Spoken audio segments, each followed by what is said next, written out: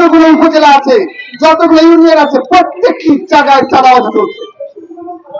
আপনি সব জায়গায় দেখেন, শুধু এই মিটফোনের ঘটনাটা আজকে মিডিয়ায় আসছে, তার জন্য আমরা সবাই আজকে প্রতিবাদ করছি।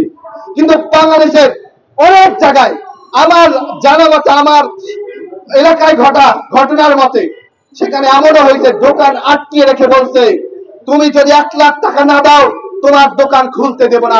5ই আগস্টের পরের ঘটনা।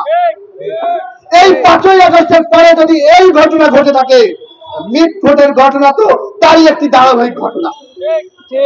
আপনারা দেখতে পাচ্ছেন, আমাদের 3 তারিখ হাসিনার পতনের পরে, একটি প্রেসিডেন্ট কাঠামোর পতনের পরে, একটি সরকার দায়িত্ব নেওয়ার পরে এখন পর্যন্ত রাষ্ট্রীয় কোনো সংস্কার, রাষ্ট্রীয় কোনো রকমের পুলিশ প্রশাসন কোন নিরাপত্তা আমাদের দিতে ব্যর্থ হয়েছে। আমরা এই ইন্টারিম সরকারের কাছে জানতে চাই এবং তাদের কাছে আহ্বান রাখতে চাই, আপনারা অতি দ্রুত পুলিশ সংস্কারের রিপোর্ট খাতায় না রেখে সেটি কার্যকর ভূমিকায় দেখান। আমরা চাই এই 5ই আগস্টের পরে যে ধরনের চাঁদাবাজি হয়েছে, যে দল করেছে তাদের বিরুদ্ধে অ্যাকশন নেন।